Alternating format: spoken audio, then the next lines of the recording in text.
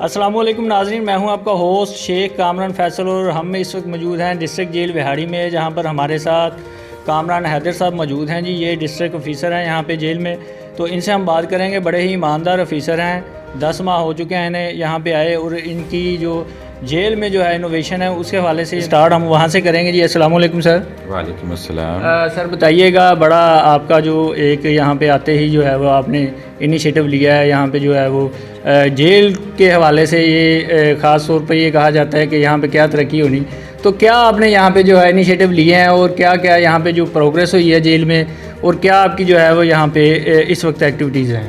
चलो, तो आपका बहुत शुक्रिया कि आप लोगों ने हमें मौका दिया कि हम आपके सामने रख सकें कि हम यहाँ कैदियों और हवालातियों के लिए क्या मतलब फलाई और इस्लाही काम कर रहे हैं। हमारे जो इंस्पेक्टर जनरल हैं मलिक मुबशर अहमद ख़ान साहब, उनकी हदायत है हमें कि आपने कैदियों को इंसान समझना है और इन्हें इस तरह ट्रीट करना है जैसे ये एक इंसान है जिनकी भलाई के लिए हमने काम करना है। और ख़ास तौर पर जो बुज़ुर्ग कैदियान हैं उनकी अच्छाई भलाई फलाह के लिए जितना कुछ आप कर सकते हैं वो करें। उसके अलावा जुवेनाइल्स हैं, वेमेंस हैं, तो कैदी हवालाती हमारे लिए एक रिस्पॉन्सिबिलिटी होते हैं जिन्हें हम बेहतर सर्विसेज प्रोवाइड करते हैं और बेहतर एनवायरनमेंट प्रोवाइड करते हैं ताकि ये रिहेबिलिटेट हो सकें, करेक्ट हो सकें और आफ्टर करेक्शन सोसाइटी में दोबारा वापस जाके अपने जो माशरे में एक अच्छा किरदार अदा कर सकें, एक मस्बत किरदार अदा कर सकें। सही। सर, जेल की इनोवेशन के हवाले से पहले बताइएगा अभी क्या यहाँ पे कमियाँ थी और आपने यहाँ पर आके क्या क्या स्टेप लिया इसकी जेल की बेहतरी के लिए? सर, जब मैं इधर आया तो मैंने जो सबसे अहम जो ध्यान या फोकस रखा वो ये रखा कि मैं कोशिश करूँगा कि मेरे नीचे किसी किस्म की माल प्रैक्टिस ना हो और जो मंशियात है वो किसी भी तरीके से यहाँ जो लोग हैं अपने कैदी हवालातियों को ख़ुद जानबूझ के भी बंद करवाते हैं कि वो जेल में जाके नशा नहीं करेंगे। तो मेरी कोशिश हुई कि एक तो मैं नशे से और दूसरी करप्शन से साफ़ करूँ जेल को, और अल्हम्दुलिल्लाह इस काम में मैं बड़ी हद तक कामयाब हुआ हूँ।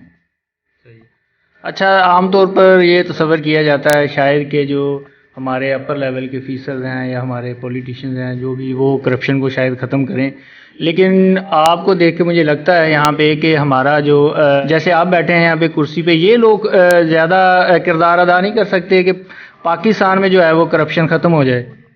सर, हर जो फ़र्द है उसका एक अपना किरदार है, उसने अपने हिस्से की शम्मा जलानी है, चाहे वो किस कैपेसिटी में भी काम कर रहा है, चाहे वो स्पाई है, चाहे वो सुपरडेंट जेल है, चाहे वो कोई और बड़ा अफसर है या पॉलिटिशियन है। तो हमारे आईजी साहब जो है, इनकी बड़ी लाउड एंड क्लियर मैसेज है हमें, वो किसी कीमत पे भी जेल पे मंशियात और करप्शन बर्दाश्त नहीं करेंगे।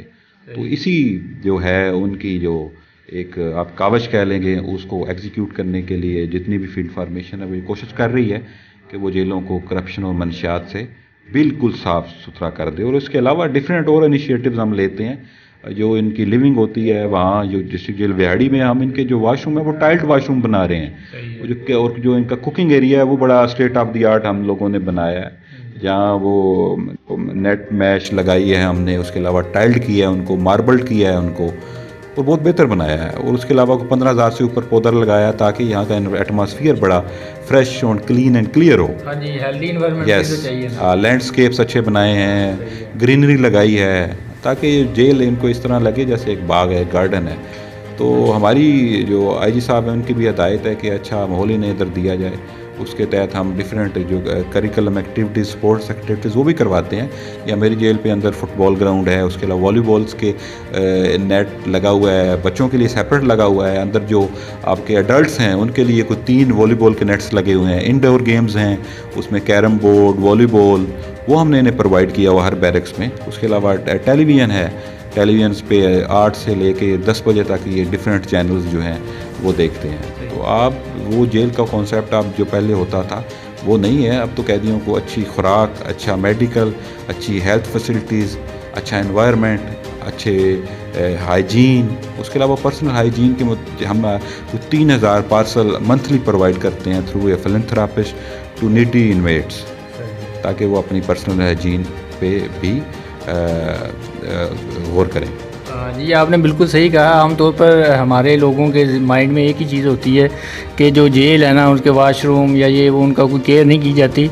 ये एक बड़ा जो अच्छा इनिशिएटिव गवर्नमेंट ने लिया है या आप लोगों ने लिया है कि एक हेल्दी इन्वायरमेंट, जैसे आप बता रहे हैं कि 15,000 पौधे आपने माशाल्लाह लगाए हैं डिस्ट्रिक्ट जेल में, और इसके अलावा आपने उनकी जो कुकिंग का, उनकी जो फूड्स का भी बड़ा अच्छा ख्याल रखा है। वाशरूम आपने जो है वो टाइल्स लगा दी हैं बाकायदा, तो उनको भी जो है ना एक यानी है तो वो जेल ही, लेकिन चलो जेल के अंदर तो उन्हें एक अच्छा एनवायरनमेंट मिले।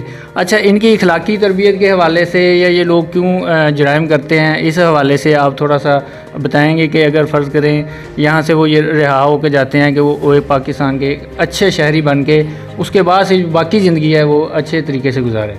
सर, हमारी ट्रेनिंग इस तरह की हुई होती है कि हम एक कैदी या वलाती को सबसे पहले एक इंसान समझते हैं, जिस इंसान पे कुछ काम करने वाला है और इसकी तरबियत करने वाली है। तो ये अपने असल जो मकसद है या अपनी असल जो इसकी ट्रेनिंग है, वहाँ से ये भटक गया है, डेविएट हो गया है। लिहाजा मेन काम हमारा जो होता है उसमें रिलीजियस एजुकेशन का बड़ा किरदार है। मेरे पास यहाँ 4 रिलीजियस टीचर्स हैं जो उस पर काम कर रहे हैं। मैं ख़ुद भी जो कैदी या वलाती हैं उनसे नमाज़ सुनता हूँ बैरक्स में जाके।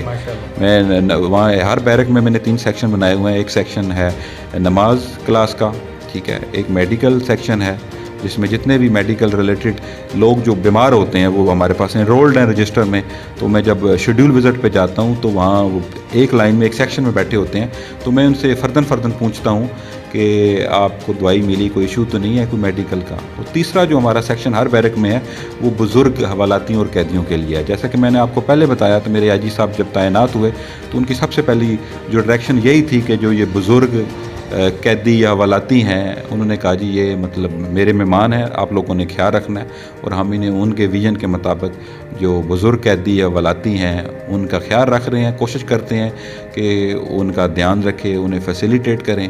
और इस तरह जब मैं शेड्यूल विज़िट पे जाता हूँ तो उन जो बुज़ुर्ग कैदी हैं उनसे मैं इंक्वायर करता हूँ कि आपको कोई प्रॉब्लम, परेशानी, किसी किस्म की कोई टेंशन तो नहीं है। अगर खुदा न खास्ता अगर किसी किस्म का कोई मसला हो, ऑन द स्पॉट वो एड्रेस करता हूँ। सही। अच्छा सर, एक आखिरी सवाल आपसे। कोई भी ईमानदार ऑफिसर हो, कोई भी जो किसी भी महकमे हो, तो उसको हर्डल्स बड़ी जो है वो आती हैं, वो कोई पॉलिटिकल प्रेशर लगा लें या कोई ऊपर से ऑफिसर्स का, तो आपके ऊपर जब ये चीज़ें आती हैं तो आप उसको कैसे मैनेज करते हैं? तो सबसे अहम चीज़ तो ये है कि अल्लाह ताला जो है वो इंसान जिसको सही रास्ते पे लगाना चाहता है तो पूरा ज़माना भी उसको बदनाम करना चाहे तो उसका नाम नहीं बिगाड़ सकता। और मुझे अपने खुदावंद और अल्लाह ताला पे बड़ा बिलीफ है कि यहाँ उसी की रज़ा के लिए मैं आया हूँ और उसी के बताए हुए रास्ते पे चल रहा हूँ, और जब तक वो मकसद पूरा नहीं होना उसने मुझे किसी दूसरी जगह पे नहीं ले जाना।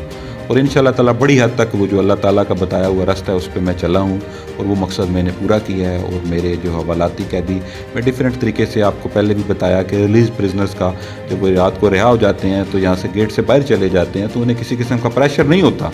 मैं वहाँ जाके इनके इंटरव्यूज़ करता हूँ तो मुझे बड़ा सेटिस्फेक्शन होती है। जो उनके मतलब आंसर्स होते हैं वो बड़े मुतमिन है कि यहाँ मेरे आने के बाद उनकी ज़िंदगी में एक फ़र्क पड़ा है, चेंजेस आई हैं।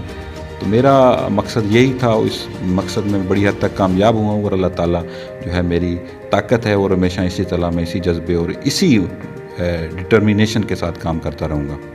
जी thank you very much sir. नाज़रीन, आपने बात सुनी कामरान साहब की, बड़े ही माशाल्लाह ईमानदार ऑफिसर हैं और बड़ा डिस्ट्रिक्ट जेल बिहाड़ी को जो है वो बड़ा इन्होंने इनोवेट किया है, बड़ी प्रोग्रेस लाए हैं यहाँ पे। और इसके अलावा जो करप्शन के ख़िलाफ़ भी जो है वो बाकायदा ये स्टैंड लेते हैं। जितना मर्ज़ी इन पे प्रेशर आया हो, जितनी मर्ज़ी पॉलिटिकल प्रेशर आया हो, लेकिन ये अपने जो फ़ैसले बताया इन्होंने हमें कि इन्होंने अपने ही 6 से 7 जो पुलिस वाले हैं उनको इन्होंने बाकायदा इसी जो करप्शन के तहत उन्हें सज़ाएँ भी दी हैं ताकि जेल में जो है वो कोई भी किसी किस्म की करप्शन ना कर सके। और यहाँ पे कैदियों की फैसिलिटी के लिए इन्होंने यहाँ पे NGOs बताए हैं, कुछ NGOs तावन करती हैं जो उनको बाकायदा उनकी जो है पर्सनल ग्रोथ के लिए। और इसके अलावा नॉन फार्मल और फार्मल एजुकेशन आप बता रहे थे, यहाँ पे बाकायदा उनको वो भी दी जाती है। मजहबी जो है वो भी तालीम इन लोगों को दी जाती है ताकि जो क्रिमिनल्स हैं वो यहाँ से जाएं तो वो क्रिमिनल्स ना रहें, उनका ब्रेन वाश हो चुका हो और माशरे में एक अच्छे शहरी के तौर पे जो है वो अपनी बाकी ज़िंदगी गुजारें। जी थैंक यू।